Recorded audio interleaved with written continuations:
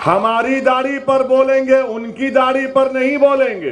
मैं इसलिए बोलता हूं कि मैं सिर्फ अल्लाह से डरता हूं, किसी मोदी से, योगी से नहीं डरता हूं। जब हम उत्तर प्रदेश में थे तो 6 गोलियां चलाई गई, अल्लाह का करम था, बच गए। तो ये जालिम बोले नहीं, नीचे क्यों चलाए?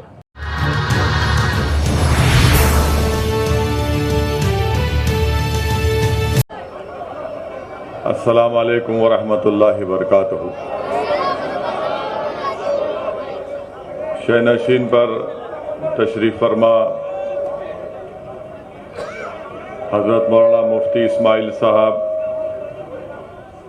रुकने असम्बली मालेगांव महाराष्ट्र मजलिस इत्तेहादुल मुस्लिमीन, जनाब साबिर भाई साहब सदर गुजरात मजलिस इत्तेहादुल मुस्लिमीन, हैदराबाद के रुकने असम्बली जनाब जाफर हुसैन मेराज साहब, साबिक़ा रुकने असम्बली महाराष्ट्र जनाब वारिस पठान साहब, मोअज़्ज़िज़ उलमाए किराम, मशाइख़ीन उज़्ज़ाम, मेरे अजीज़ दोस्तों और बुज़ुर्गों, मेरे गयूर नौजवान साथियों, मैं आप तमाम का दिल की गहराइयों से शुक्रिया अदा करता हूँ कि आप तमाम ने अपना कीमती वक्त निकाल कर आज के इस मजलिस इत्तेहादुल मुस्लिमीन के जलसे में शिरकत की। मैं आपका शुक्रिया अदा करता हूँ और अल्लाह से दुआ करता हूँ कि अल्लाह सुब्हाना व तआला आपके दिलों में जो अल्लाह ने अपने फजल से मजलिस इत्तेहादुल मुस्लिमीन के लिए जो मोहब्बत पैदा की, ये मोहब्बत अल्लाह सुब्हाना व तआला इसको कायम और दायम रखे।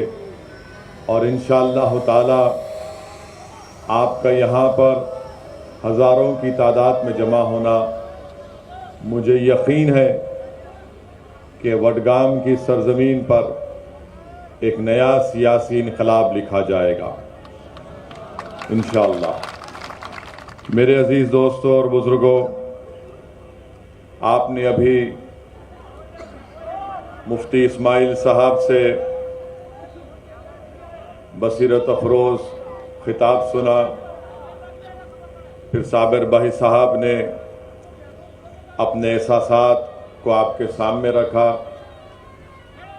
और फिर वारिस पठान साहब ने गुजराती में और उर्दू में अपने जज्बात को आपके सामने रखा। मैं आपके पास सिर्फ इस बात का पैगाम देने आया हूँ कि ये हमारा वतन जिसको हम भारत कहते हैं, इस वतन अजीज़ को हमने, हमारे बुज़ुर्गों ने, हमारे असलाफ ने अपने खून और पसीने से और अपनी कुर्बानियों से इस मुल्क को आज़ाद करवाया। और इस मुल्क की आज़ादी में जहाँ पर हमारे बुज़ुर्गों ने अपना सब कुछ कुर्बान किया, वहीं पर तारीख़ गवाह है कि हमारे बुज़ुर्गों ने माल्टा की जेलों में तकालीफ़ उठाई, अंग्रेज़ों के जुल्म का शिकार होना पड़ा, अपने घर बार को उनको छोड़ना पड़ा, तभी जाकर इस मुल्क को आज़ादी मिली।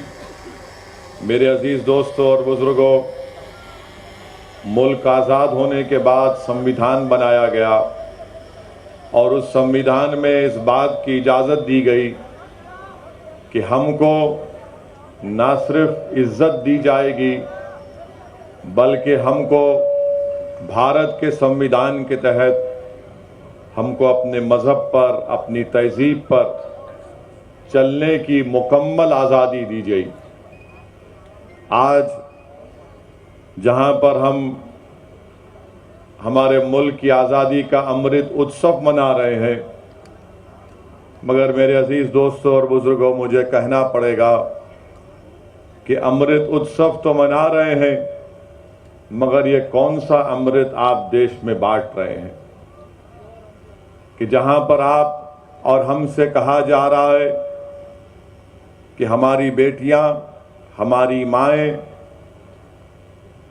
हमारे घर की हमारी बीवी, अगर वो अपने पसंद से हिजाब पहनना चाहती है तो हमसे कहा जा रहा है कि नहीं, हिजाब नहीं पहन सकते।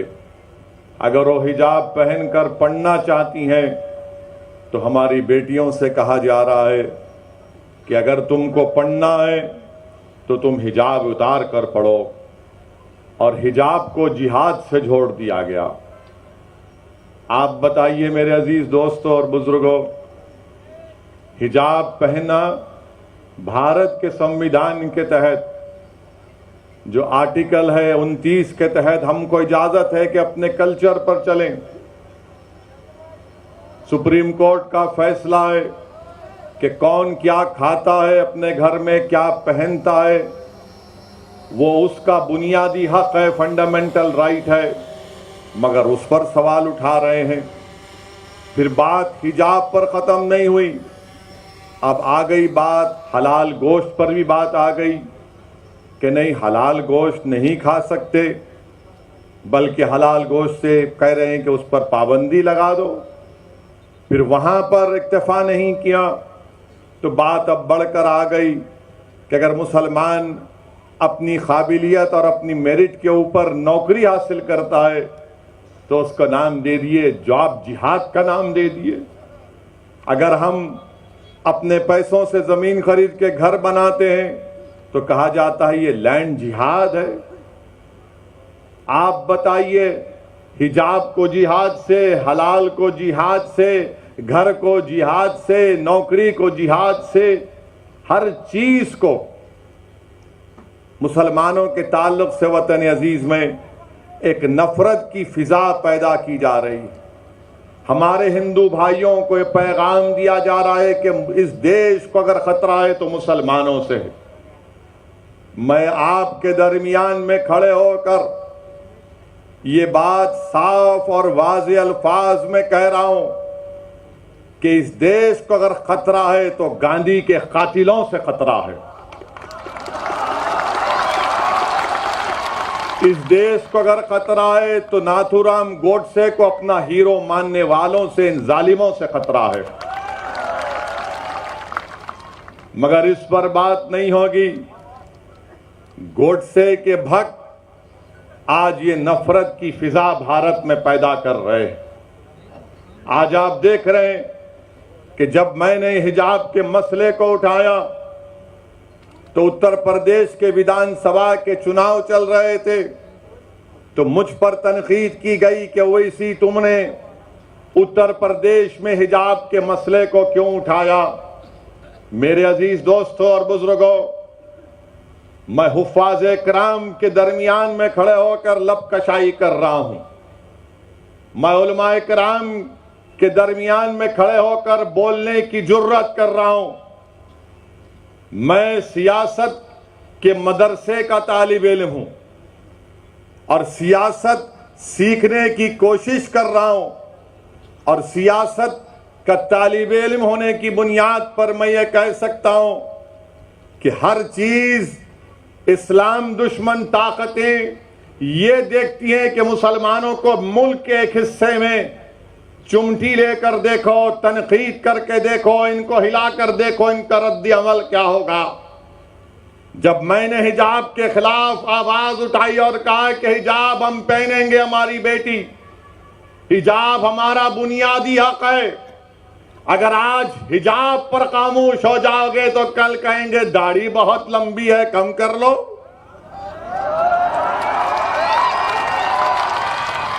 हमारी दाढ़ी पर बोलेंगे, उनकी दाढ़ी पर नहीं बोलेंगे।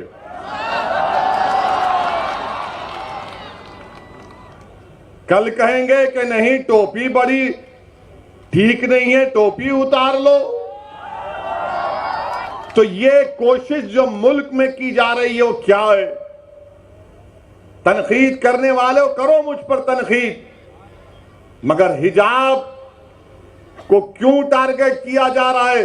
क्योंकि मुसलमानों का कल्चर उनसे छीन लिया जाए। मुसलमानों की तहजीब को उनसे छीन लिया जाए। जब मुसलमानों को उनकी तहजीब और तमद्दुन से दूर कर दिया जाएगा तो मुसलमान क्या रहेगा? एक जिंदा लाश रहेगा। इसीलिए मैं आपसे कह रहा हूं कि आपको अपनी एक सियासी ताकत और अपनी आवाज को बनाना है।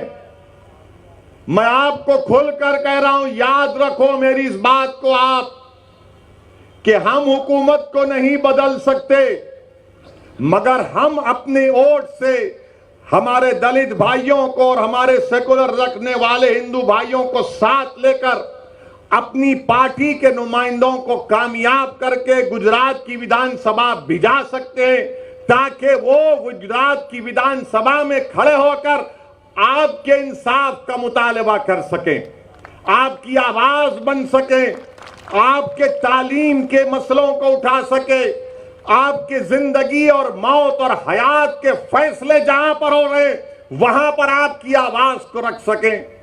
इसीलिए मैं आपसे अर्ज कर रहा हूं कि सियासी ताकत को पैदा करिए, सियासी नुमाइंदों को कामयाब करिए। तनकीद करने वाले तनकीद करते रहेंगे, मगर मैं दलाइल के साथ अपनी बात को हमेशा रखता आया हूं और आज भी रखने की कोशिश करूंगा। मेरे अजीज दोस्तों और बुजुर्गों, आज आप देख रहे हैं कि ज्ञानवापी मस्जिद का मसला उठा दिया गया। जब मैंने उस पर कहना शुरू किया तो फिर से उंगलियां उठाना शुरू कर दिए, तनकीद करना शुरू कर दिए कि आखिर तुम क्यों बोल रहे हो? तो फिर आप बोलो ना। जो मुझे खामोश रहने के लिए कह रहे हैं, आप क्यों नहीं बोलते? हिजाब के मसले में आपको बोलना चाहिए था, आप नहीं बोले। हलाल गोश्त का मसला आया, आपको बोलना था, आप नहीं बोले। नौकरियां मिल रही है नौजवान मुसलमान को तो कहा गया जॉब जिहाद, आपको बोलना चाहिए था, आप नहीं बोले। अब मस्जिद का मसला आया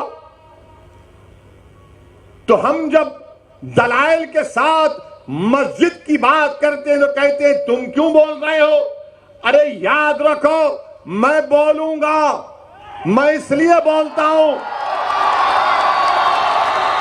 मैं इसलिए बोलता हूं क्योंकि मैं जिंदा हूं, मुर्दा नहीं हूं।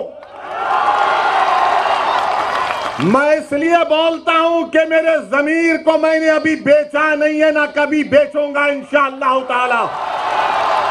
मैं इसलिए बोलता हूं कि मैं सिर्फ अल्लाह से डरता हूं, किसी मोदी से, योगी से नहीं डरता हूं।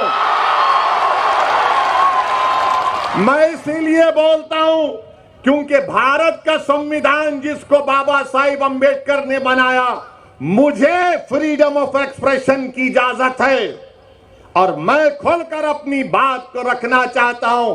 हां, तुमको अगर मेरी बात पसंद नहीं आती है तो अपने कान में उंगलियां रख लो, मगर तुम मेरी जबान को बंद नहीं कर सकोगे। तो याद रखिए, अगर आज आप ये सोच कर आए कि हम इसका भाषण सुनेंगे तो मैं आपसे अपील कर रहा हूं कि मैं कोई खव्वाल नहीं हूं, कोई गाने वाला नहीं हूं कि आप मेरी आवाज को सुनकर वाह वाह हासिल करने में नहीं आया हूं। मैं इसलिए आया हूं और आता रहूंगा वडगाम को कि आप इस सरजमीन पर अपने एक सियासी लीडर को पैदा करिए, अपनी क़यादत को मजबूत करिए गुजरात में। मेरे अजीज दोस्तों और बुजुर्गों, मस्जिद का मसला आया। मस्जिद तो मेरी है ना, मस्जिद तो मेरी है। और ज्ञानवापी मस्जिद के बारे में टीवी चैनल पर बहुत शाम में 6 बजे, रात में 9 बजे बैठकर ये बहुत दर्स देते हैं। ये हमको सिखाते हैं मस्जिद क्या है क्या नहीं है। मकसद क्या है कि बीजेपी को और तमाम इन पार्टियों को ये लोग बचाने का काम करते हैं। ज्ञानवापी मस्जिद क्या है? 1991 में हाई कोर्ट ने स्टे दे दिया, तो आप अक्टूबर 2021 में जाते हैं, वही मुतालबा करते हैं। लोअर कोर्ट फैसला देता, मैंने कहा उस फैसले की मैं मुखालिफत करता हूं। तो ये लोग डराते हैं मुझको।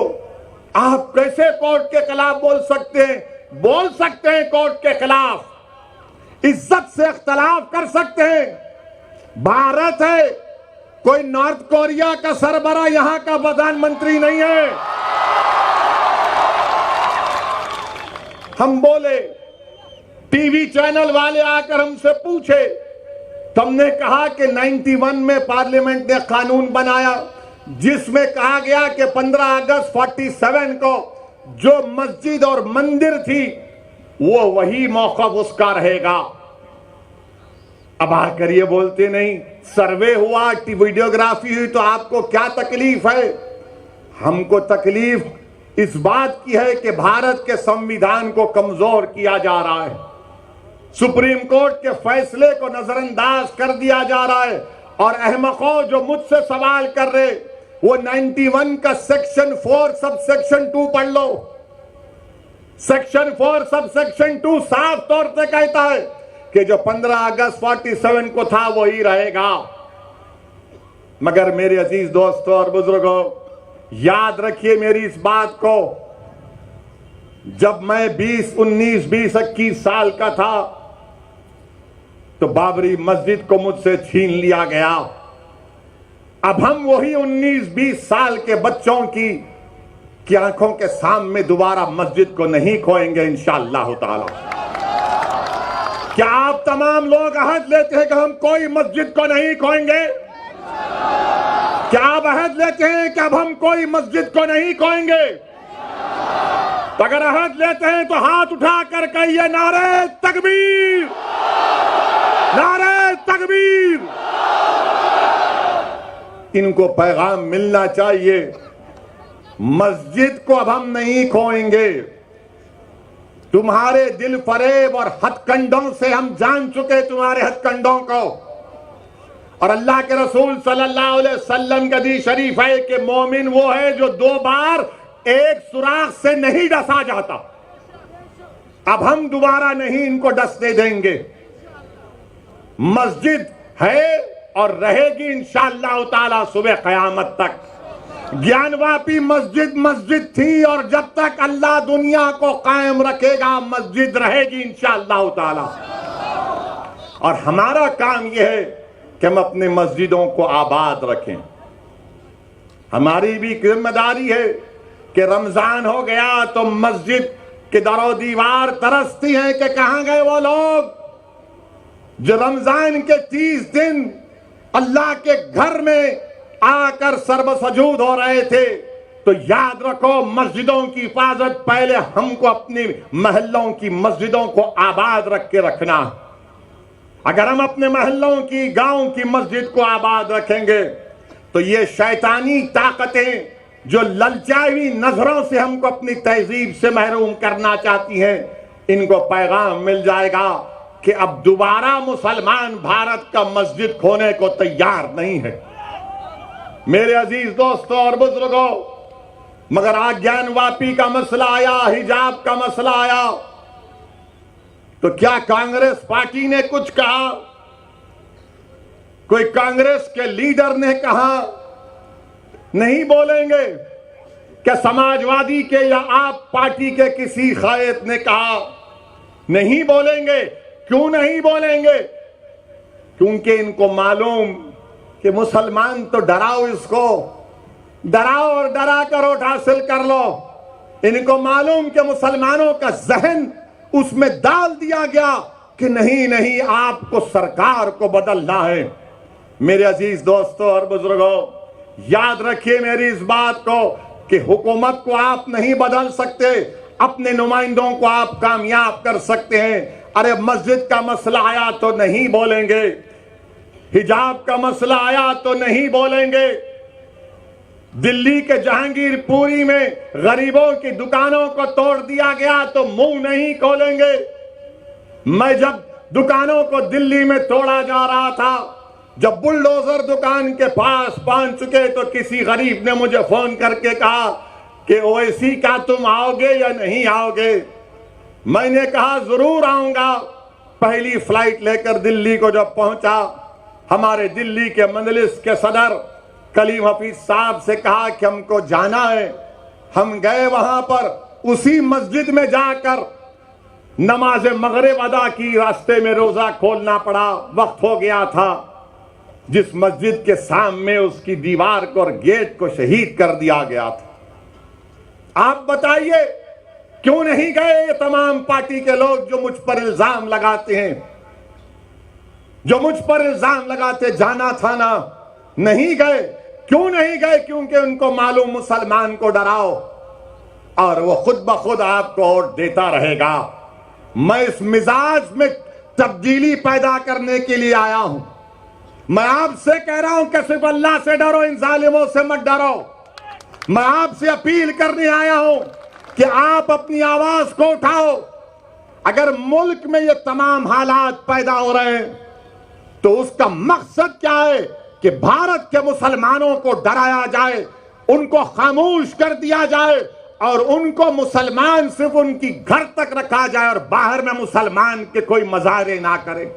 मैं आपसे अपील कर रहा हूं कि हम घर में भी मुसलमान बनकर रहेंगे, बाहर भी मुसलमान बनकर रहेंगे। हालात कुछ भी होंगे मगर हम डर कर मायूस हरगिज नहीं होंगे। हम डर कर अपने घर में नहीं बैठ जाएंगे। हिकमत के नाम पर बुज़दिली के मजारे नहीं करेंगे।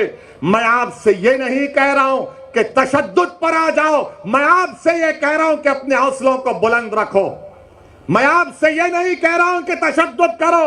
मैं आपसे कह रहा हूं कि सब्र का दामन मत छोड़ो, मगर जब मुकाबला होगा तो हिम्मत और हौसले को बुलंद रखो।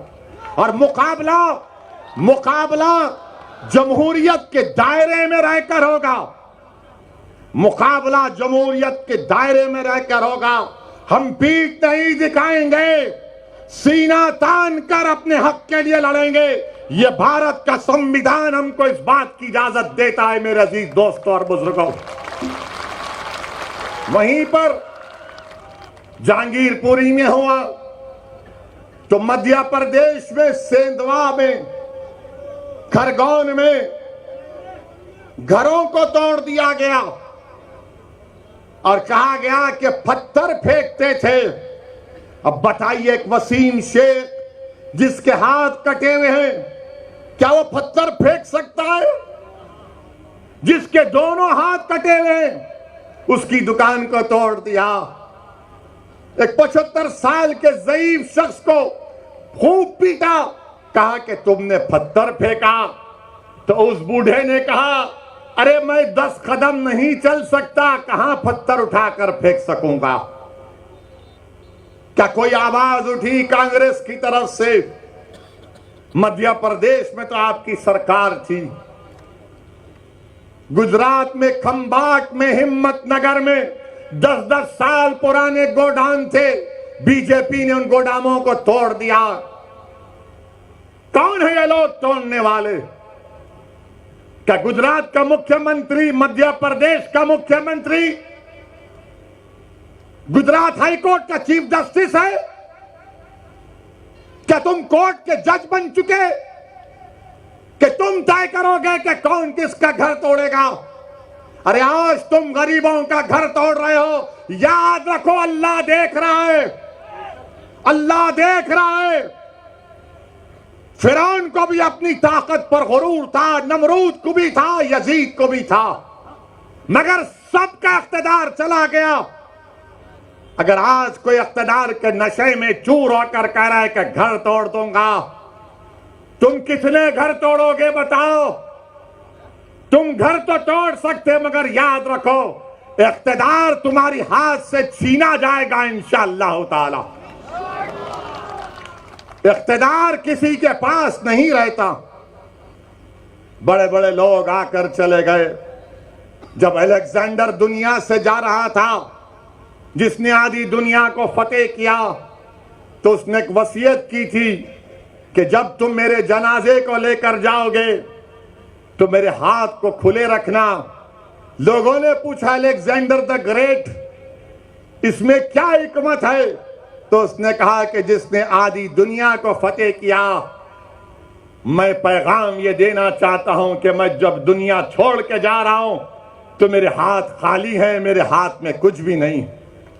तो याद रखो जुल्म करने वालों, जुल्म को रोको। उस खरगोन में, बल्कि उत्तराखंड, खरगोन और उत्तराखंड में हमारी एक मां ने कहा, क्या कहा उस मां ने? मैं बार बार जब उसका वीडियो देखता हूं तो मेरे रोंगटे खड़े हो जाते। हमारी उस मां ने कहा कि मैं सब्र कर लूंगी, अल्लाह नहीं करेगा इंशाअल्लाह। उस मां ने कहा कि मैं सब्र कर लूंगी, अल्लाह नहीं करेगा। और मैं आपसे अपील कर रहा हूं कि अल्लाह पे तवक्कल करो, जिद्दोजहद करो मेरे भाई, मेरी मां और बहनें, जिद्दोजहद करो। सूरह आल इमरान में अल्लाह फरमा रहा है कि सब्र करो, कमर बस्ता हो जाओ और सिर्फ अल्लाह से डरते रहो। हमको जिद्दोजहद करना है। अगर आप समझेंगे नहीं कांग्रेस पार्टी है, ये कांग्रेस पार्टी है क्या? मुझे बताओ, आप है क्या कांग्रेस पार्टी? बताइए। उनके मोहतरम बेचारे हर थोड़े दिन को कहीं ना कहीं गायब होकर निकलते। आखिर है क्या कांग्रेस पार्टी? लोग हम पर इल्जाम लगाते हैं कि ओवैसी के आने से गुजरात में ऐसा हो जाएगा, ओवैसी मंजलिस के आने से वो बीजेपी को फायदा हो जाएगा। मैं कांग्रेस पार्टी से पूछना चाह रहा हूं, आपने गुजरात में आखिरी मर्तबा सरकार कब बनाई थी? बताओ कांग्रेसियों, तुमने गुजरात में आखिरी मर्तबा अपनी सरकार कब बनाई थी? आपको मालूम है? कितने साल हो गए? कितने साल हो गए? बच्चे तो नहीं देखे और नहीं देखेंगे इंशाअल्लाह। आप जो बुजुर्ग देखे वो देख चुके, वो भी नहीं देखेंगे। इतने सालों से ओवैसी नहीं आया, इतने सालों से साबिर नहीं आया, इतने सालों से मंजलिस नहीं आई। आप कैसे हार गए? कैसे हार गए? क्या मेरे अजिन्नात आकर आपको बोले कि बीजेपी को वोट डालो? क्या मुफ्ती इस्माइल के मौकिल आकर आपको बोले?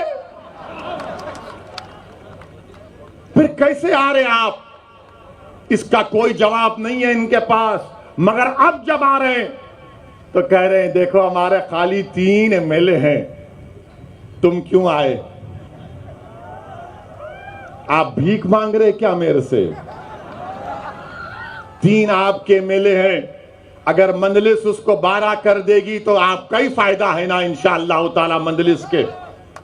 हम 3 नहीं चाह रहे, हम बढ़कर चाह रहे हैं, हम अपना हिस्सा चाह रहे हैं। अगर हमारे गुजरात के पटेल भाई मुसलमानों की उनकी आबादी 1 है और उनके 47 एमएलए जीत सकते हैं और हमारे 3 क्यों जीत रहे हैं? बताओ कौन डील कर रहा है? कौन डील कर रहा है? मेरे अजीज दोस्तों और बुजुर्गों, और फिर कांग्रेस के 12 एमएलए बीजेपी में भाग गए। मेरे से पूछ कर गए थे क्या? 12 भाग गए। क्या मैंने उनको बिठाकर हैदराबाद की बिरयानी खिलाई?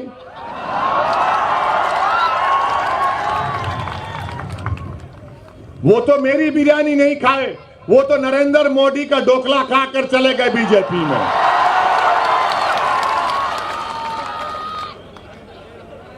अब कांग्रेस पार्टी कुछ नहीं बोलेगी इस पर। नहीं, आप क्यों आ रहे?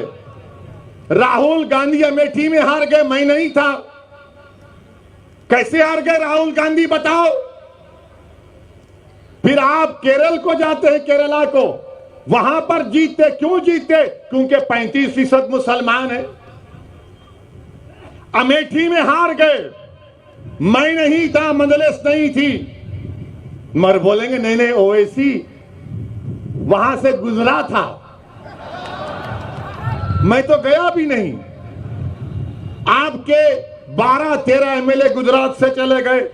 क्या यह बात सच नहीं है कि वडगाम के कांग्रेस के जो साबिका एक एमएलए थे मनी भाई चले गए, टाटा कर गए। क्या आपके खाने की दुकान पर मनी भाई खाकर गए थे क्या कि भाई यहां पर अच्छा खाना मिलता है, मैं खा के जाऊंगा? मनी भाई चले गए।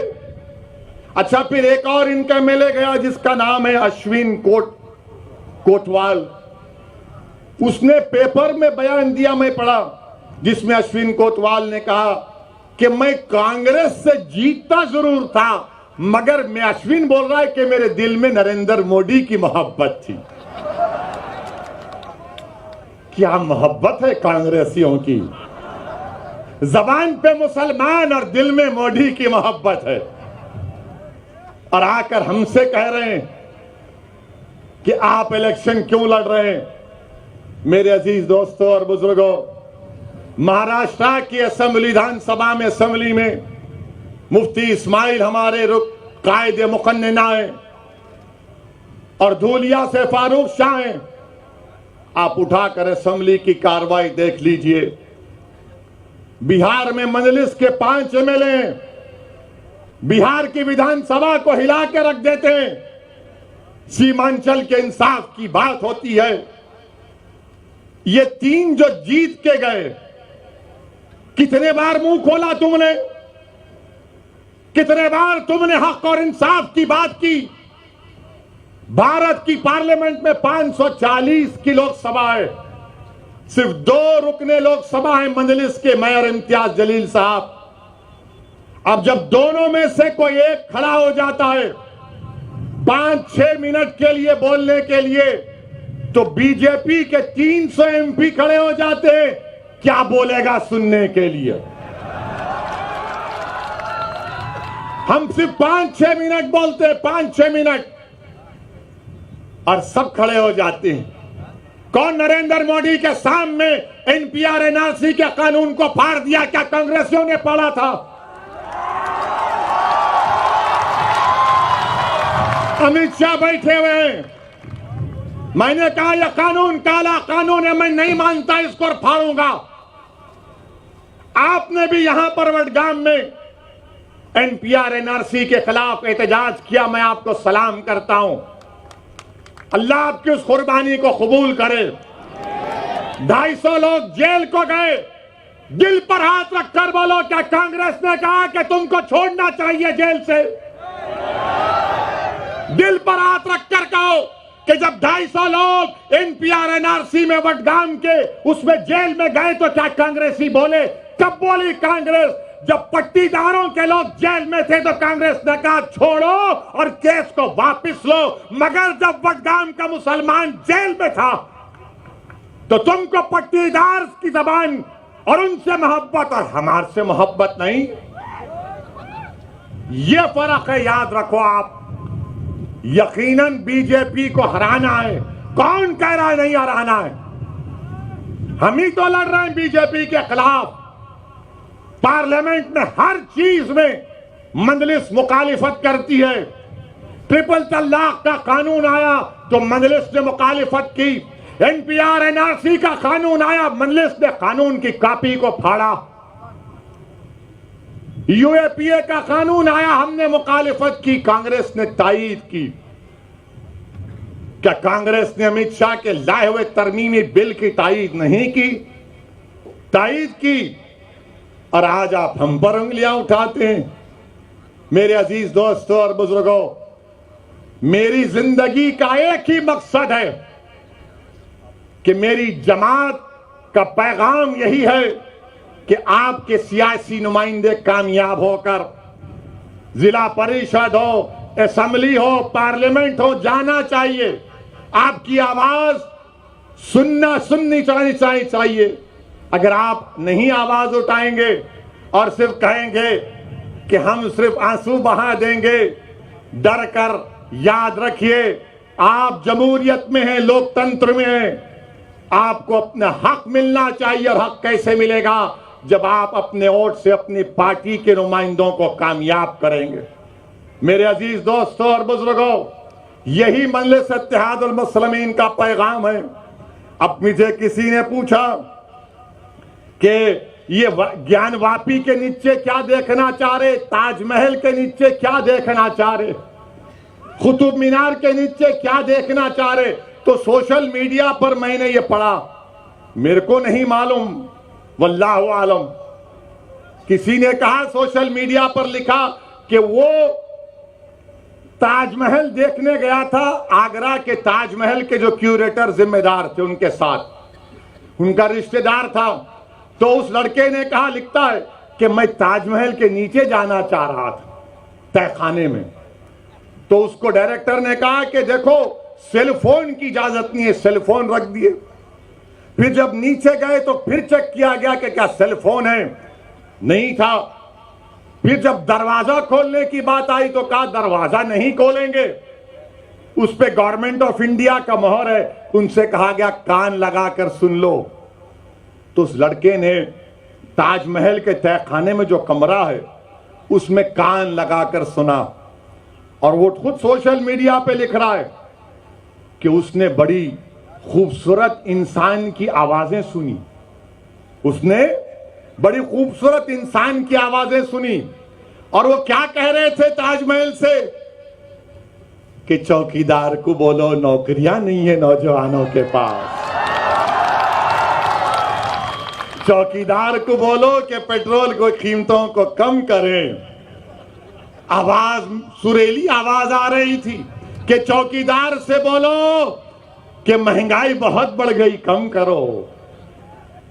और फिर बाद में आवाज आई कि चौकीदार चोर भी है। ये मैं नहीं, वो तो लिखा है, मुझ पर केस नहीं बुक कर सकते आप, सोशल मीडिया में आया है। ताजमहल के तहखाने में क्या है? अमा यार हमारे घर में चिराग नहीं जल रहा है गरीबों के, तुमको ताजमहल के तहखाने की फिक्र है, कुतुब मीनार की फिक्र है, तुमको हर चीज की फिक्र है, मगर भारत के गरीबों की फिक्र नहीं। देश के प्रधानमंत्री को अय्यूब पटेल की बेटी की तकलीफ को देखकर देश के प्रधानमंत्री भावुक हो जाते हैं, मगर खंबाट और हिम्मतनगर में उन गरीबों को जो धूप में आज अपनी जिंदगी गुजार रहे हैं, जिनके घरों को तोड़ दिया गया, देश के प्रधानमंत्री क्या आपके आंख में आंसू नहीं आएंगे? क्या आपके आंख में आंसू सिर्फ टीवी कैमरा को देखकर आएंगे? मेरे अजीज दोस्तों और बुजुर्गों, ये भारत की हकीकत है। कब तक है परमिशन? हाँ ठीक है, कोई बात नहीं है। हाँ नहीं बारे 10 बजे खत्म करेंगे, क्योंकि अभी थोड़ा बाकी रखेंगे ना। मैं फिर आऊं ना, मत आऊं, फिर आना पड़ेगा ना मुझे।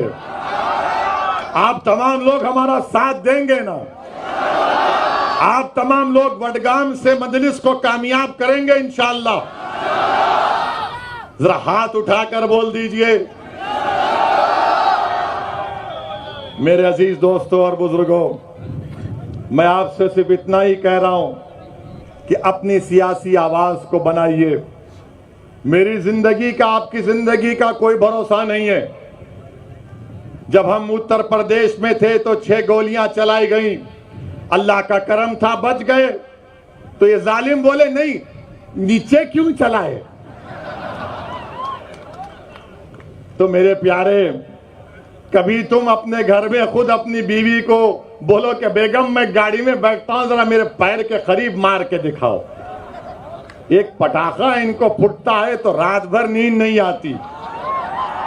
तो बहरहाल अजीज दोस्तों और बुजुर्गों, आपका तहे दिल से शुक्रिया कि आप तशरीफ लाए। मैं आपको सलाम करता हूं और आपसे वादा कर रहा हूं कि वडगाम को फिर से आऊंगा और आपके किसी एक दुकान में बैठकर खाना भी खाऊंगा। अस्सलाम वालेकुम रहमतुल्लाहि व बरकातहू।